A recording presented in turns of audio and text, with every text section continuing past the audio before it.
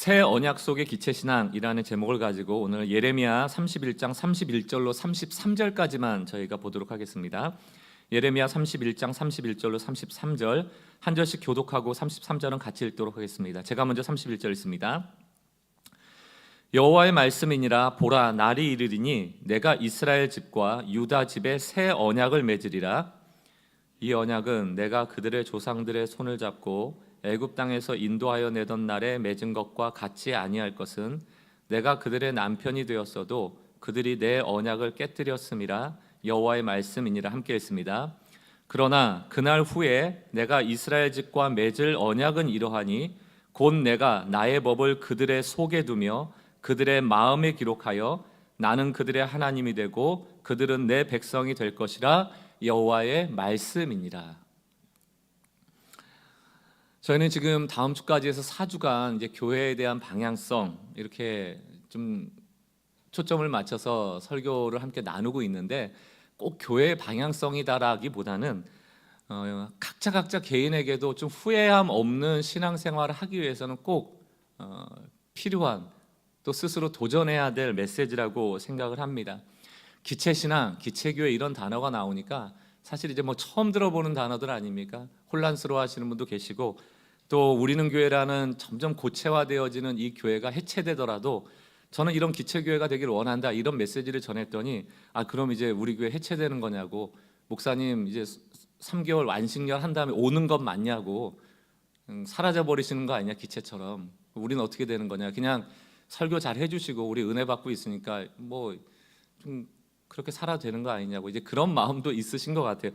여러분 오해하면 안 돼요. 이 교회가 의미가 없다는 뜻이 아니고, 우리가 기존에 해왔던 20-30년 동안 여러분의 신앙생활에 다 무의미하다는 뜻이 아닙니다.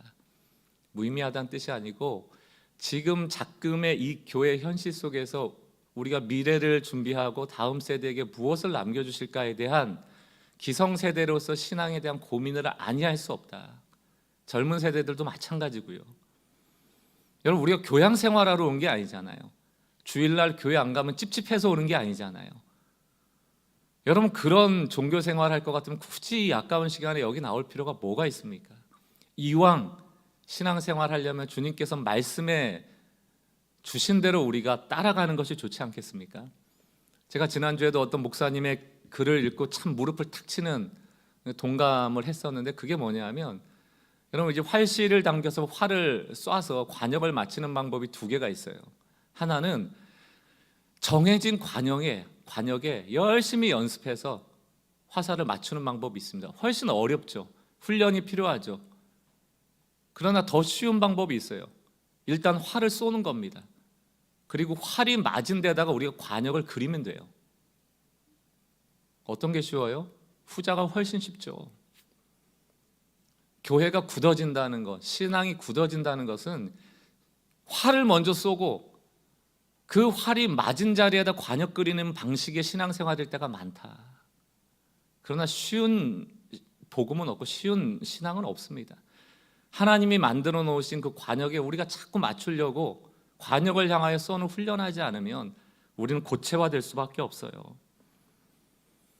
저는 지금도 이 시대 가운데 하나님의 부흥은 있고, 하나님이 원하시는 부흥은 복음의 부흥이고 말씀의 부흥이고 여러분의 심령의 부흥이라고 믿어요. 보여지고 화려하고 웅장하고 규모 있는 것들, 그것도 필요할지 모르겠습니다. 지금 시대는 납작 엎드려서 교회가 본질과 내면을 살펴야 될 때라고 믿습니다.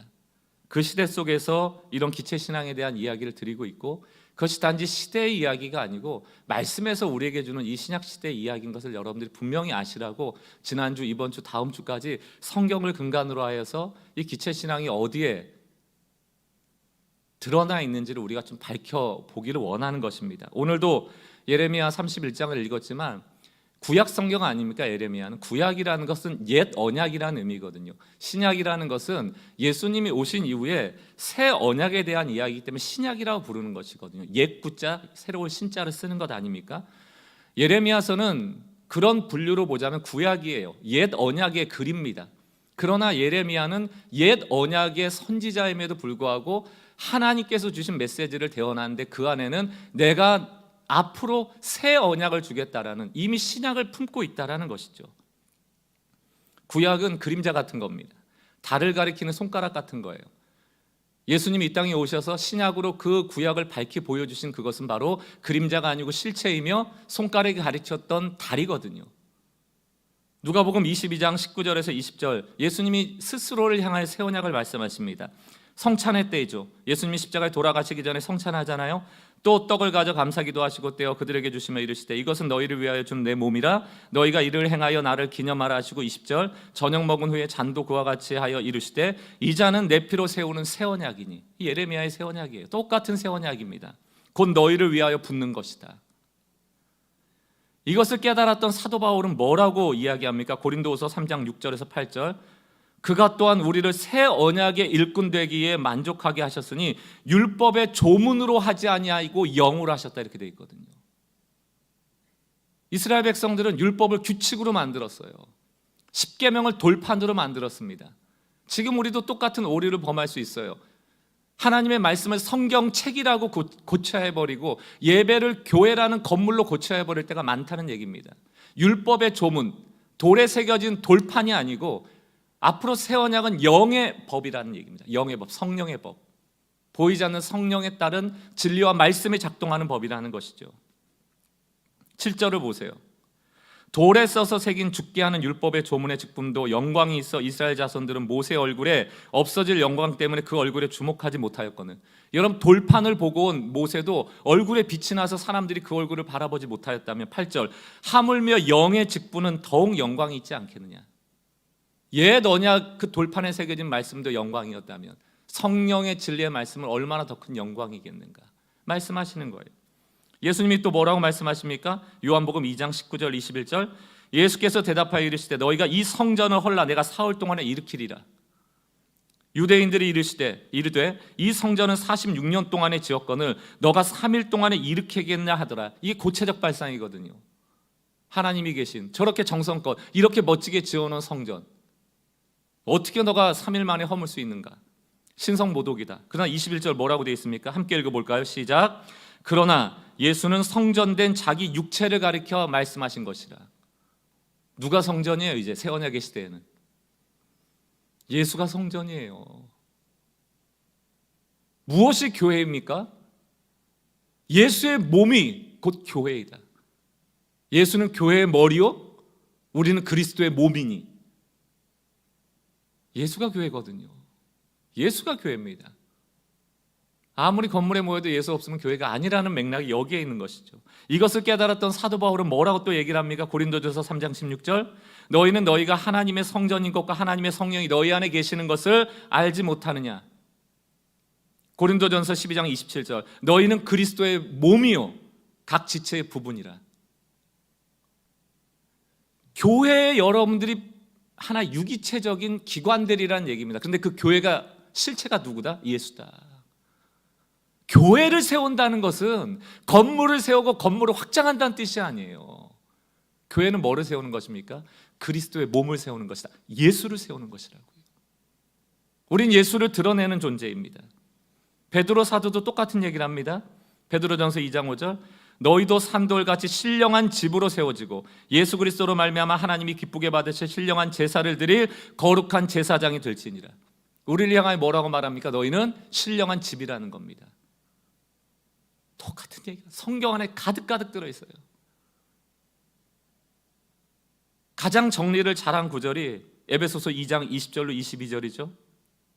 너희는 바로 여기 계신 한 분 한 분은 사도들과 선지자들의 터 위에 세우심을 입은 자라. 그리스도 예수께서 친히 모퉁이 돌이 되셨느니라. 21절, 그의 안에서 건물마다 서로 연결하여 주 안에서 성전이 되어가고. 성전은 생명이 있어요. 건물은 고체입니다. 성전은 움직인다니까요. 어떻게 움직입니까? 한 사람 한 사람이 생명으로 움직여지는 곳이 성전이에요. 예수가 더욱더 드러나는 겁니다. 예수가 확장되어지는 겁니다. 예수의 이야기가 퍼져나가는 거예요. 그게 성전이에요. 예수님의 성전 사이즈는 무한하다. 주 안에서 성전이 되어가고. 22절, 너희도 성령 안에서 하나님이 거하실 처소가 되기 위하여 그리스도 예수 안에서 함께 지어져 가느니라. 여러분 큰 대형 교회 좀 머물러 계셨던 분 계십니까? 그 교회 크다고 이만하면 진짜 한국에서 제일 멋진 교회라고 그렇게 20년 30년 그 갖춰진 사이즈에서 나 잘하고 있어 생각하는 거 그게 고채식의 생각이에요. 우리는 주님 배울 그날까지 우리의 성전을 지어가는 삶을 살아가는 겁니다. 이게 기체신앙이에요. 여러분의 삶의 영역이 일상이 삶의 현장이 성전이 되어지도록 여러분의 곳곳에서 예수의 이야기가 만나는 사람을 통하여 전해지도록 되어지도록 그게 바로 생명력 있는 기체신앙 안에 있는 성전이에요. 우리는 지금도 지어져 가고 있다. 우리는 성령의 인도함을 받고 있다. 언제 어디서나 말씀의 영향을 받고 있다. 내 삶에 말씀이 작동되고 있다. 멈추지 않고 굳어지지 않고 계속 움직이고 있는가. 이게 기체신앙의 핵심입니다. 움직이고 있는가. 내가 변하고 있는가. 지금 기독교 또 교회 그리스도인들의 이미지는 이제 더 이상 얘기하지 않아도 될 정도로 굳어졌다 말씀드리지 않습니까? 어떤 성도들은 저한테는 얘기를 직접적으로 안 하지만 이게 둘러들러 얘기를 하시는 것 같아요. 잔소리 그만했으면 좋겠다. 맨날 찔려가지고 아파 죽겠다. 좋게 표현을 하셨더라고요. 하나님의 말씀으로 찔렀다 이렇게 하지만 그냥 목사님이 찌른다 이 얘기 아닙니까? 여러분 이건 개인적으로 그냥 아프다 잔소리다 그냥 따뜻한 햇볕과 같은 말씀을 전해달라 이런 내용이 아니고요. 이렇게 생각해야 될 내용이 아니고 기도 제목이에요. 이것에 대해서 함께 아파하지 않고 이것이 암덩어리라는 것을 인식하지 않으면 우린 바뀌지 않아요. 제가 위장이 좀 약하거든요. 아무리 위장약 먹어도요 여기 막 매운 거 먹고 막 단 거 먹고 초콜릿 먹고 커피 먹고 하면 백약이 무효입니다. 삶이 바뀌어야 돼요. 잔소리 듣고 좀 이렇게 정화감을 느끼고 돌아간다? 그게 무슨 의미가 있습니까? 회피하지 말고 맞닥뜨려야 돼요. 암이구나. 안 먹어야겠구나. 피해야겠구나. 알아야죠. 영화나 드라마 요즘 쓰이는 소재 보면 지금뿐만이 아니고 몇십 년 전부터 목사 좋게 나오는 적 보셨습니까? 무슨 마약을 파는 마약상으로 나오질 않나? 어떤 교회에서는 실제로 제자 훈련한다고 목사가 명령하는 것이 하나님의 명령하는 듯 이렇게 빗대어 가지고 사람의 분변도 먹어보라 하질 않나? 서로 따귀를 때리라고 하질 않나? 그러니 세상에서 그런 모습을 보고 교회 갈 사람이 누가 있겠습니까? 게다가 요즘과 같이 효율성 따지고 가성비, 가성비를 따지는 이 시대 가운데 도대체 이 기독교가 하나님이 나와 무슨 상관이 있는가? 종교 폐기론, 기독교 무용론 목소리가 높죠. 그럴 것도 그런 것이 목사를 비롯해서 그리스도인이라는 사람이 과연 그의 삶의 영역에서 그 일상이 신앙의 영역이라고 생각하고 있었는가? 그렇지 못했다는 얘기예요. 우리 신앙의 현장을 교회로 국한시켜 버리니까 삶의 일상은 현장이 되어버리지 않는 것이죠. 왔다 갔다 신앙이 되다 보니까 내가 누구인지를 모르게 되는 거죠. 교회에 있을 땐 그리스도인 같은데 교회 밖으로 나가면 일반인보다도 못한 존재가 되어노니 일반 사람들이 봤을 때는 그냥 저 사람은 교회에 일주일에 한 번 가는 사람이지 선한 사람은 아니거든요. 그게 이제 우리의 현실이었거든요. 결국 교회가 너무 사사로워졌다. 사사롭다라는 단어의 사사가 다 뭡니까? 한자로 개인 사자거든요. 사적이다. 사사로워졌다. 종교가 잘못된 형태로 갈 때 늘 나타나는 게 사사로움입니다. 공적인 역할을 하지 않는 거죠. 복음은 늘 나보다 남이 잘 되기를 바라고 남을 위하여 희생하기를 원하고 남이 잘 되게 하는 것이 복음이라면 종교는 늘 나로부터 출발해서 내가 더 많은 혜택을 얻기를 원하는 것입니다. 교회 안에 잘못된 헌신자들, 봉사자들 가운데는 어떤 마음이 있습니까? 내가 이마만큼 진짜 몸이 부서지라 헌신하면 하나님도 나에게 내가 생각하는 것보다는 더 많은 혜택을 주시겠지. 헌금할 때도 내가 10,000원 내면 이것이 잘 쓰여지길 바란다는 마음이 있는 분도 계시겠지만 내가 이 어려운 중에 10,000원 했으니 하나님이 50,000원으로 갚아주시겠지라는 마음으로 종교적으로 헌금하는 분들도 얼마나 많습니까? 사사로워지는 것이거든요. 이거는 이 시대에만 있었던 얘기가 아니에요. 초대교회에도 영지주의라는 이단이 있었습니다. 그노시스라는 이 영지주의는 신비주의거든요. 하나님의 말씀, 부활, 십자가 이런 진리에는 관심이 없고 자신들이 알고 있는 비밀스러운 하나님을 만나는 비법들, 이런 것들을 나누고 그런 것들을 깨달았던 것이에요. 내가 그런 것을 깨달으면 리더가 되는 거예요. 그리고 그걸 깨닫지 못하면 구원 얻지 못해요. 사사로워지는 것이거든요. 이단은 사사로움을 추구합니다. 사사로움을 추구하기 때문에 그 이단들은 반드시 삶에서 사이비가 돼요. 윤리적으로 도덕적으로 문제 있는 집단이 된다는 것입니다. 사적 신앙. 톰 라이트라는 신학자는 이런 얘기를 했습니다. 오랫동안 서구화된 미국 같은 나라들이죠. 그런 나라들에서는 영지주의가 기본값과 같다. 디폴트라는 것 아닙니까? 기본값. 그냥 종교 안에는 영지주의가 기본적으로 깔려 있다는 얘기예요. 그게 무슨 얘기입니까? 다 사사로 내가 느끼는 거, 내가 깨달은 거, 나에게 유익이 되는 거, 참 나를 찾는 거, 이런 것을 종교의 영역, 기독교의 목적으로 삼고 있다는 겁니다. 혹시 그런 분 계세요? 나만 은혜 받고, 나만 깨닫고, 나만 잘 되고. 그렇다면 그것은 하나님이 우리에게 주신 복음의 내용과는 많이 다른 것이죠. 저는 왜 이 시대에 이렇게 가짜 뉴스가 판치는가? 그것은 가짜 뉴스가 판칠 만한 토양이 너무 좋다. 다 사사로우니까요. 진리고 아니고 옳고 그르고 뭐가 더 이 나라를 위해서 혹은 인류를 위해서 혜택이 되는가 보다는 지금 당장 나에게 혜택되는 게 뭔가, 그 소리에 귀 기울이니까 옳은 소리가 진짜 옳은 게 아니고 나한테 이득되는 소리가 옳다 여기니 가짜 뉴스가 팽배해지는 거죠. 진실은 없다. 다만 나에게 유익이 되는가 유익이 되지 않는가. 요즘 뭐 서로라는 단어가 의미가 있습니까? 배려, 협치, 대화 없잖아요. 그러니 진짜 나에 대해서 어떻게 관심을 갖겠으며, 진정한 진리나 구원이나 예수님의 십자가, 부활, 이런 영적인 것들이 내 삶에 무슨 소용이 있는가라는 불만 섞인 소리가 나올 수밖에 없는 것이죠. 사랑하는 성도 여러분, 이런 종교적이고 사사로운 잘못된 신앙에서 우리가 벗어나서 좀 진정한 신앙을 추구해야 되는데, 그 진정한 신앙 혹은 그 영성이라고 할까요? 방향이라고 할까요? 그게 뭐냐면, 가장 기독교에서 중요한 영성을 하나 꼽으라면 그것은 하나님은 거룩하신데 그 거룩의 자리에서 속된 이 땅으로 오셨다는 거예요. 우리와 함께 하시기 위해. 이게 제일 중요합니다. 하나님은 거룩하신데 거룩하지 않은 자들을 위하여 기꺼이 이 땅으로 오셨다는 겁니다. 그러니까 복음에 충만한 사람들은 어떤 마음을 갖나 하면, 하나님은 너무 거룩하신데 나는 여전히 너무 추악한데 나 같은 죄인을 향하여 주님이 왜 오셨을까? 내가 어떻게 용납받을 수 있었을까? 그 사랑이 너무 크다를 늘 느끼는 거예요. 그러니까 다른 사람을 정죄하지 않습니다. 왜냐하면 저 원수 같은 인간, 나한테 원수같이 대할 수 있겠죠. 그러나 그 복음을 가진 사람은 늘 뭘 생각합니까? 나도 누군가에게 원수다라는 걸 알거든요.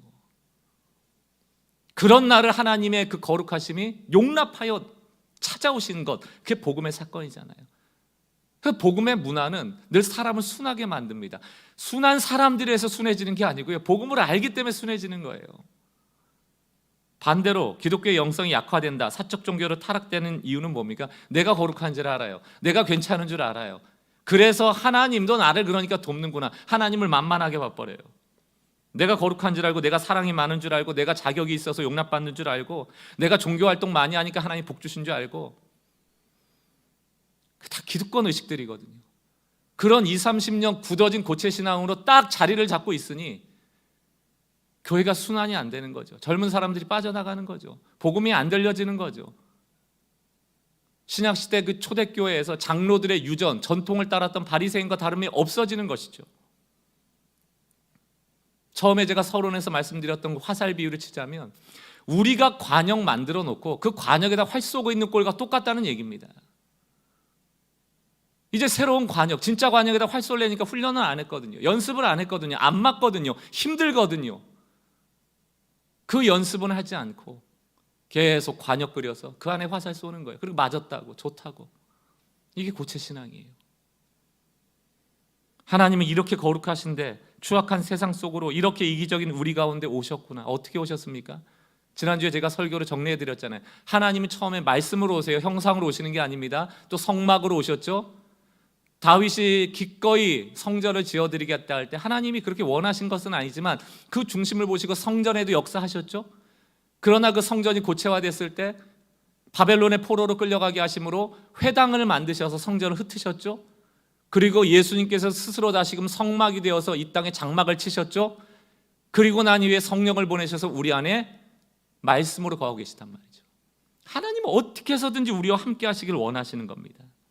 우리와 함께 머물러 계시길 원하시는 거예요. 그 머물러 계시는 이유가 뭡니까? 감시하려고, 권성진학처럼 나한테 잘 보이면 잘해주고 안 해주면 때리고 이러려고 하시는 게 아니고, 또 세상을 그냥 시계처럼 만들어놔서 째깍째깍 제대로 돌아가게 만들어 놓고 하나님은 뒤에서 뒷짐지고 이런 것도 아니고, 그냥 이 실시간으로 우리와 함께 하기를 원하시는 거예요. 하다 우주의 주인이 이 좁은 마음에 그 집을 지어버리신 거예요. 왜? 우리하고 너무 함께하고 싶으니까. 그 거룩하신 하나님이 이 추악함을 뚫고 이 안에 들어와 버리신 거예요. 그럼 우리는 지금 어떤가? 주님의 거룩함이 들어올 만큼 거룩한가? 그렇지 않은데 오시는 거예요. 이게 은혜입니다.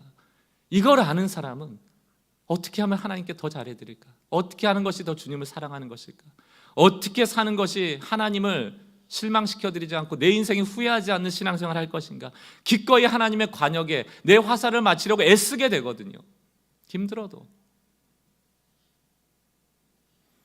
여러분 정말 오해하지 말으셔야 되는 게, 제가 성전을 부정적으로 하거나 이 건물교회가 필요 없다는 뜻이 아닙니다. 하나님은 성전 가운데 역사하셨어요.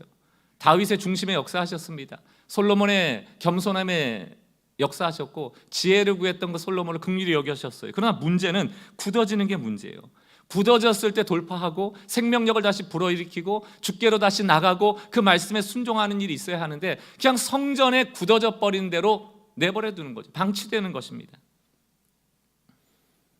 여러분 성경을 보십시오. 하나님이 이스라엘 백성에게 성전 안 왔다고 뭐라 하신 적이 별로 없어요.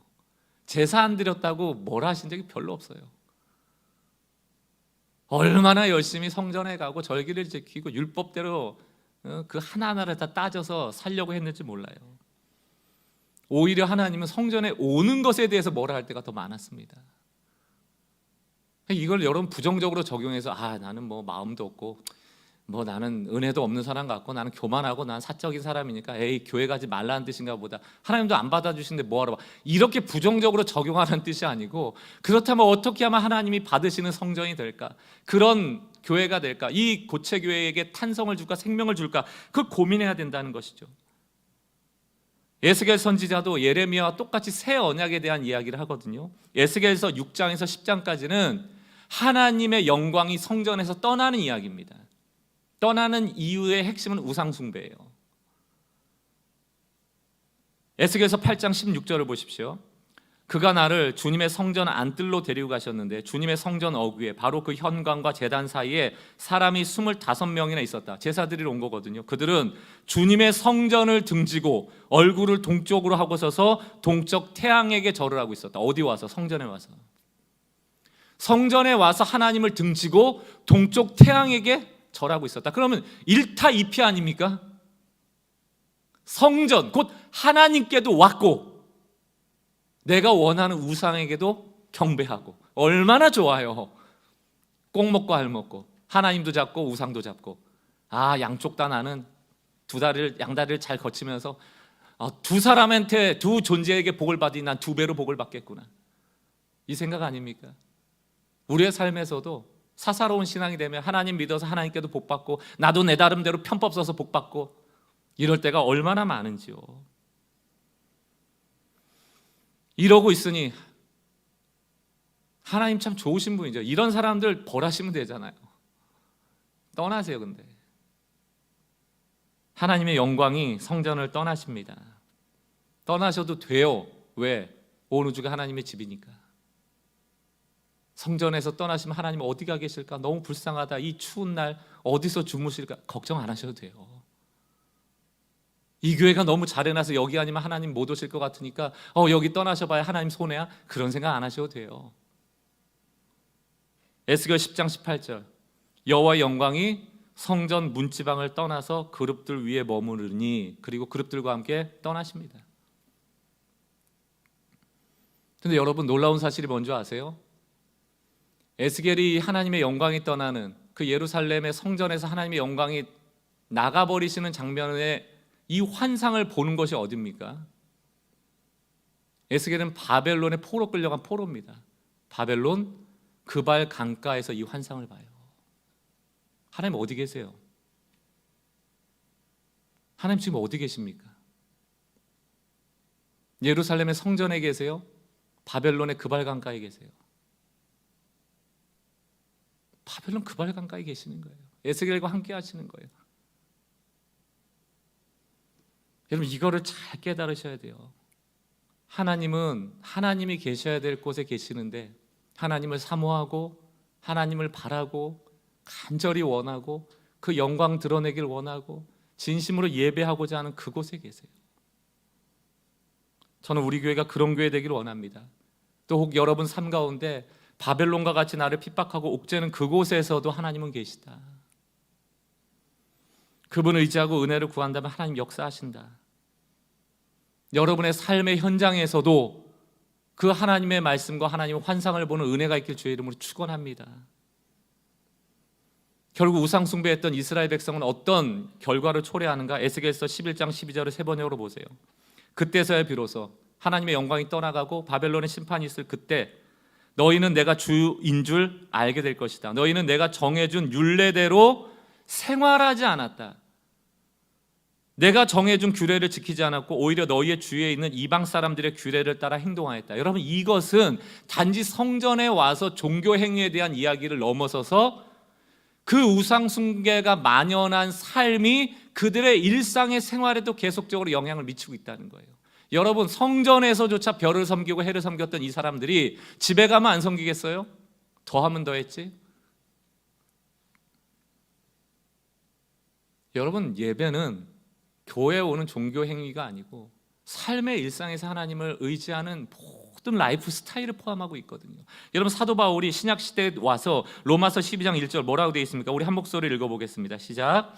그러므로 형제들아 내가 하나님의 모든 자비하심으로 너희를 권하노니 너희 몸을 하나님이 기뻐하시는 거룩한 이는 너희가 드릴 영적 예배니라. 너희가 드릴 영적 예배니라. 이런 칼빈 같은 사람은 영적 예배라는 이 단어를요 푸뉴마, 이게 이제 영이라는 뜻이잖아요. 이 단어를 쓰지는 않았어요. 이게 칼빈은 왜 여기다 푸뉴마를 쓰지 않고 그냥 로기켄이라는 합당하다, 합리적이라는 의미거든요. 영적이라는 게. 근데 우리는 영적 예배라고 번역을 해놨어요. 푸뉴마적으로 생각을 한다는 거예요. 뭔가 영적이다 그러면 추상적이잖아요. 안 보이잖아요. 이런 것들이잖아요. 단지 우리가 기체신앙이라고 해서 뭐 헬렐레 하는 신앙이 아니라는 얘기입니다. 로기켄이라는 마땅한 합당한 합리적인 예배를 드려야 된다라고 표현한 이유는 그 당시 이방인들이 미신적인 예배로 적용할까 봐 일부러 로기켄이라는 단어를 썼다는 거예요. 푸니마라는 단어를 쓰지 않고. 그러니까 우리도 이 단어를 읽을 때 너희가 거룩한 산 제물로 하나님께 예배드리는 그런 그리스도인의 마땅한 제물로서 마땅하고 합당한 예배를 드려라라고 해석하는 게 훨씬 더 맞죠. 또한 이스라엘 성전에 들어가서 외형적인 의식, 종교적인 의식과 대조하기 위해서 이 단어를 골랐다는 해석도 참 좋은 해석입니다. 게다가 영적이라는 단어도 매우 구체적인 단어, 합당한 단어, 실생활에 적용하는 삶에 대한 단어임과 동시에 예배라는 단어도 프로스퀴네오라는 단어를 쓰지 않아요. 프로스퀴네오라는 건 뭐냐면 종교의 외적인 형식을 얘기합니다. 프로스퀴네오라는 게 뭐냐면 신 앞에 가까이 나가는 행동, 그리고 그분 앞에 무릎을 꿇는 행동, 그리고 그 발 아래 입을 맞추는 행동을 말해요. 여러분, 이 교회 공동체 안에는 하나님이 택한 양도 있지만 하나님이 택하지 않은 이리도 있어요. 이 땅의 교회에는 양과 이리가 섞여 있습니다. 누구도 몰라요. 주님만 아십니다. 주님만 아세요. 누구도 정죄할 수 없습니다. 내 눈에는 저 사람 구원 못 받은 것 같아. 그냥 교회만 앉아있는 사람 같다. 하지만 주님이 택하신 사람일 수 있고 아무리 종교적으로 가까이 나가고 무릎 꿇고 손을 들고 찬양하고 헌신하고 해도 그게 종교적 의식일 수가 있습니다. 그래서 사도 바울은 프로스퀴네오를 쓰질 않아요. 영적 예배에서 라투리오라는 단어를 씁니다. 이게 섬기다라는 뜻이에요. 하나님을 섬기는 섬김은 반드시 사람을 향한 봉사로 나와야 돼요. 사람에 대한 섬김. 그러므로 너희가 드릴 영적 예배란 뜻은 뭡니까? 너희가 그리스도인이라면, 은혜 받은 자라면 그 은혜 받은 자답게 주님을 섬기고, 구체적으로 또한 사람을 섬기는 일로 드러나야 된다는 거예요. 그래서 이게 로마서 12장 1절 아닙니까? 로마서 12장 9절부터 21절 나중에 한번 읽어보세요. 그 안에는 예배하는 형식에 대한 얘기가 나오지 않아요. 제사를 이렇게 드려라라고 구약적인 옛 언약의 근거에서 나오는 게 아니고, 다 너희가 서로 사랑하라, 서로 존경하라, 부지런하고 기도하고 손대접하고 서로를 축복하고 함께 울고 함께 웃으며 선한 일을 도모하고 화목하고, 그런 얘기들이 나옵니다. 어디서? 세상 속에서. 여러분, 우리가 예배할 때 이런 여러분 이미지를 가지고 계시다면 그 오해예요. 하나님이 홀로 예배 받으신다니까 저 높은 곳에서 어떤 단위에서 하나님 홀로 이렇게 계시고 우리는 여기서 막 예배드리고 하나님 외롭게 계시는 거, 그 예배 아닙니다. 하나님 관계적이시거든요. 관계적이시 때문에 그 외로운 자리에서 내려오신 거 아니에요. 하나님이 바라시는 예배는 어떻습니까? 하나님이 우리에게 주신 은혜를 찬양하지만 그 찬양하는 우리들이 서로 관계를 맺고 있는 거예요. 그거를 기뻐하시는 거예요. 그 안에서 서로 섞이기를 원하시는 거예요. 이 안에서 서로 사랑하고 화목하고 존경하고 이해하고 용납하고, 그것이 예배라는 것입니다. 그 사람들의 화목함이 어우러져서 예배할 때 하나님이 함께 하시는 거예요. 그 자리에 높은 곳에서 홀로 외롭게 계시는 게 아니고, 이게 영적 예배입니다. 이 일이 여기서만 일어납니까? 아니죠. 말씀이 작동되는 곳, 여러분이 믿지 않는 사람들과 혹은 원수 같은 사람들과 함께 교제하는 그곳에서도 라트리오, 섬기는 예배가 가능하고, 그 가운데 하나님 함께 하시죠. 이게 기체신앙, 기체교회의 근간입니다. 에스겔 11장, 하나님은 회복의 말씀을 주시죠. 19절에서 20절. 내가 그들에게 한 마음을 주고 그 속에 새 영을 주며. 여러분, 영을 줬다고 그러니까 보이지 않잖아요. 그것은 단지 추상적인 것이 아니고 그 몸에서 돌 같은 마음을 제거하고 살처럼 부드러운 마음을 주어 탄성이 생기는 겁니다. 고체화에서 벗어나는 거예요. 20절. 내 율례를 따르고 규례를 지켜 행하게 하리니 그는 내 백성이 되고 나는 그들의 하나님이 되리라. 그들의 삶에서 변화가 일어나는, 그 영이, 그 우리 안에 계신 성령이 우리에게 메시지를 주시고 그 메시지에 순종하는 삶을 살아내는 그 영적 예배가 완성되는 것, 그게 바로 새 언약입니다. 내 노력으로 되는 게 아니고 내 의지와 내 결단으로 되는 것이 아니고 너에게 새 영을 주고 부드러운 마음을 주겠다는 겁니다. 이미 성령이 우리 안에 계시다. 귀 기울이시면 돼요. 귀 기울이시면 돼요. 그분이 우리 안에서 말씀하신다는 거예요. 이게 새 언약의 백성들이거든요. 사랑하는 성도 여러분, 교회만 다니지 말고 교회가 되라. 이게 바로 자꾸 탄성을 가지자는 얘기입니다. 예수의 몸은 온 인류를 향하여 확장돼야 되는데 우리는 너무 이곳에 머물러 있는 것은 아닌가. 결론을 맺으면서 김교신의 성서 조선에서 썼던 글귀를 좀 여러분에게 읽어드리기 원해요. 김교신이라는 분은 그리스도인이고 한국교회를 참 위하여 애쓰셨던 분인데, 무교회주의자라고 참 매도당해서 여러 날 동안 참 오해를 많이 받았던 분들이지만 지금은 뭐 재해석되고 있죠. 지금에 와서 더 빛나는 분이라고 생각합니다. 기독교인이기도 하고 교육자이기도 하고 철학가이기도 하고 사상가이기도 한 분이라 뭐 김교신 목사 이렇게 부르지는 않습니다. 왜냐하면 이분은 목사라는 그런 교권에 대해서 저항했던 분이기 때문에 오늘날의 이 메시지가 일갈이 있다, 우리에게 참 울림이 있다. 그래서 제가 그 성서조선이라는 걸 발간하고 1937년 3월에 썼던 글입니다. 지금으로부터 80년 전이죠. 돌아보면 그 80년 전에 이렇게 좀 변화됐더라면 80년 후 우리의 모습이 이러지는 않았을 텐데, 여전히 변화되지 못해서 이 1937년의 이야기를 오늘도 하고 있는 이 작금의 아픈 상황들을 우리가 반성하고 지금으로부터 이 교회를 개혁하고 개혁신앙을 개혁하는 일들이 우리 가운데 좀 있었으면 좋겠어요. 한번 읽어보겠습니다. 우리는 경험을 통해 부흥회로 교회에 영적 불이 붙는다고 해서 나라에 희망이 생기지 않음을 안다. 이미 그때도 부흥회가 막 있었다는 거야. 사람들 많이 모이고. 근데 사회 안 변하더라. 한 도시 전반이 기독교화되어 상인까지 예수쟁이 행세를 해도 하고 장사를 해도 희망이 약속되지 않았다. 교회 부흥으로 은혜가 타올라도 안 되었고, 도시 성시화로 기독교가 힘을 가져도, 신학생이 많고 신학교가 부흥해도, 구령 사업, 선교 사업이 늘어나도 사회 변화의 희망은 생기지 않았다. 차라리 양계 양돈을 해도 하나님의 창조 원리를 따라 속이지 않을 때 거룩한 일을 하는 것이요, 전 시민에게 희망을 주는 대사업을 하는 것이다. 세상 사람들은 별 볼 일 아니라고 해도 속이지 않는 삶을 살아가는 것이 오히려 그것이 전 시민에게 희망을 주는 것이다. 그게 기독교인다운 영적인 예배다, 합당한 예배라는 것이에요.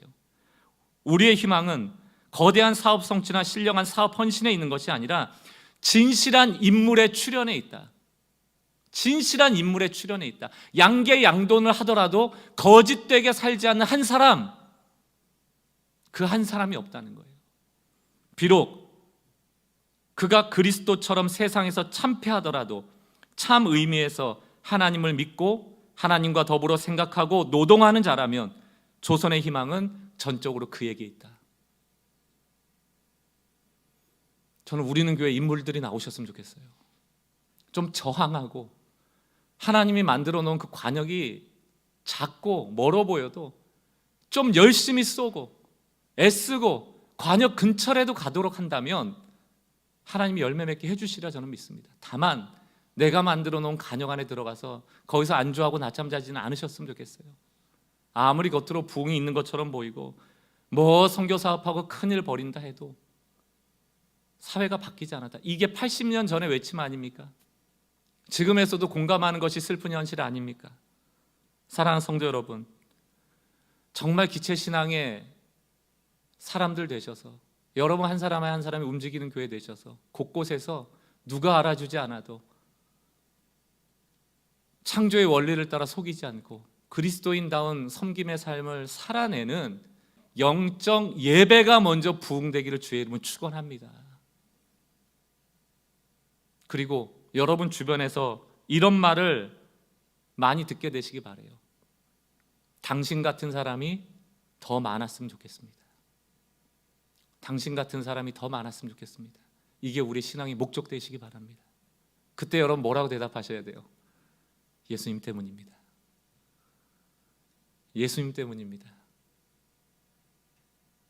여러분 어떻게 들으실지 모르겠지만 제가 믿지 않는 자들하고 종종 교제할 때 제가 뿌듯할 때가 언제인 줄 아세요? 목사님 목사 같지가 않아요. 그게 저한테 칭찬이에요. 믿지 않는 사람이 목사가 뭔지 어떻게 합니까? 그 사람들 앞에서 목사 행세가 무슨 의미가 있어요? 그들의 삶에 참여해주고 함께 고민해주고 기도해줄 수 있으면, 당신 같은 사람이 더 많아졌으면 좋겠습니다는 칭찬 듣는다면 그게 주님께 영광 돌리는 길 아니겠습니까? 당신 같은 사람은 제발 없었으면 좋겠어요. 당신 같은 사람이 교인이라는 게 부끄러워요. 이런 얘기 듣지 않고 우리의 삶의 곳곳에서 거룩한 산제물로 영적 예배가 부흥되기를 주의 이름으로 다시 한번 축원드립니다. 같이 한번 찬양하고 저희 기도할 텐데요.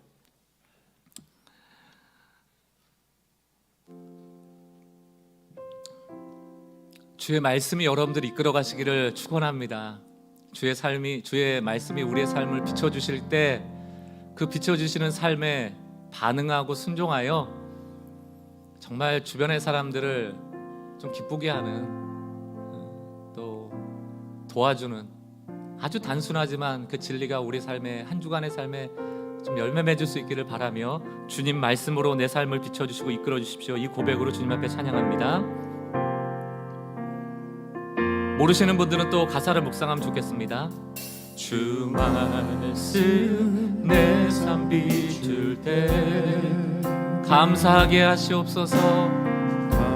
감사하게 하소서.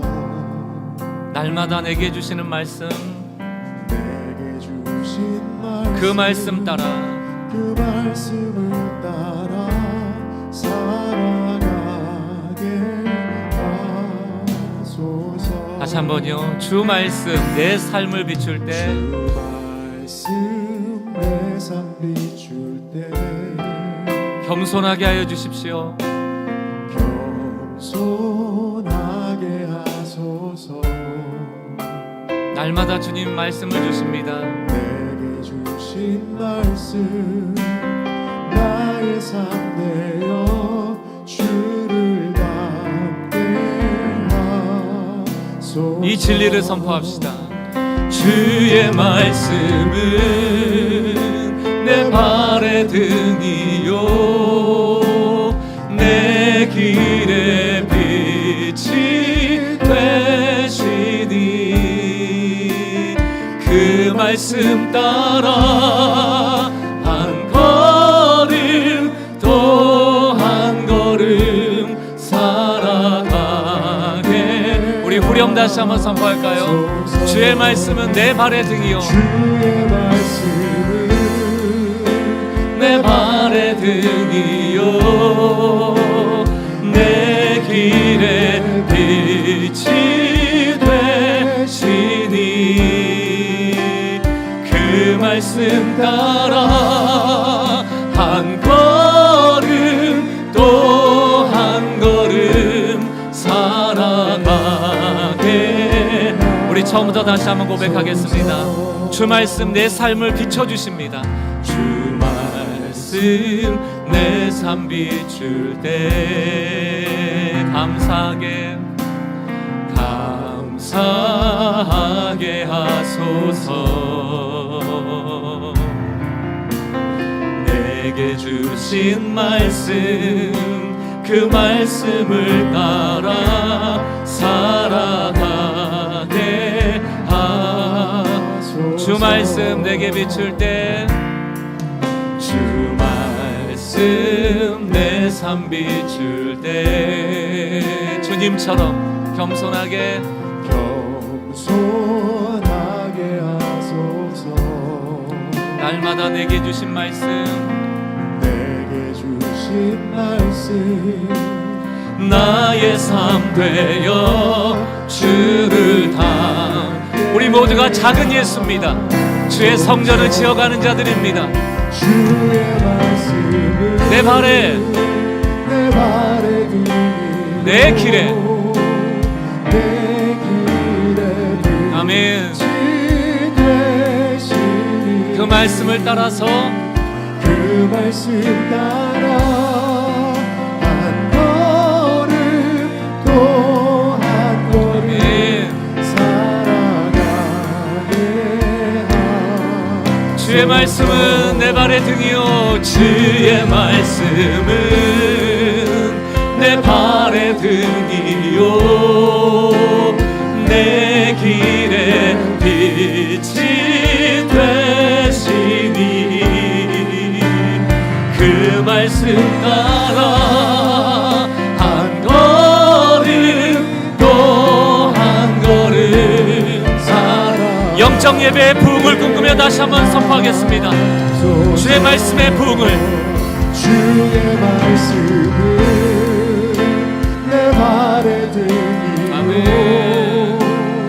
내 길의 빛이 되시니 그 말씀을 따라서 그 말씀 따라 한 걸음 또 한 걸음 살아가게 하소서. 기도하겠습니다. 여러분, 믿음의 걸음은 한 걸음도 떼기가 어려울 때가 많아요. 그러나 그 말씀이 내 발의 등이 되어주시고 내 길에 빛이 되어주시기 때문에 그 걸음을 떼어보는 겁니다. 한 걸음씩 어느 방향을 향하여 관역 있는 방향으로. 그러나 자기 관역 안에서 안주하는 사람들은 말씀을 사적화 사사로이 쓰죠. 그 안에 머무는 데 쓰고 담을 높이는 데 쓰고 오히려 폐쇄적이 되어져 가고 세상과 불통이 되어져 버리는, 주님 기뻐하시지 않는 모습으로 자꾸 굳어져 가는 것이죠. 사랑하는 우리는 교회 성도 여러분, 오늘 주님께서는 새 언약을 주실 때 성령을 너희 안에 주시고 말씀으로 이끌어 주시겠다 말씀하시며 그 말씀으로 한 걸음 한 걸음 삶으로 섬기며 살아내는 그리스도인다운 합당한 예배자들 되라 말씀하십니다. 형식을 쫓아가는 프로스케네오가 아니고 라트리오, 삶에 구체적으로 그리스도가 드러나기를 원하시는 것이죠. 이게 기체신앙이고 기체교회입니다. 움직이는 교회입니다. 또 이 고체화되어지는 우리는 교회에 생명을 주는 신앙입니다. 굳어지지 않도록 방어하는 복음의 정신입니다. 오늘 주시는 메시지를 붙잡고 내 안에 성령께도 귀 기울이고 성령이 이끌어 가시는 것을 인정하고 두렵지만 그 한 걸음 한 걸음 주의 관역을 향하여 바를 때는 믿음의 사람 되기를, 그런 삶이 되기를 여러분 꿈꾸시고 기대하시고 동행을 구하십시오. 이 시간 오늘 주신 말씀 가지고 조용히 묵상도 하고 정리도 하시고 또 결단도 하시고 주님께 기도하는 시간을 좀 가져보겠습니다.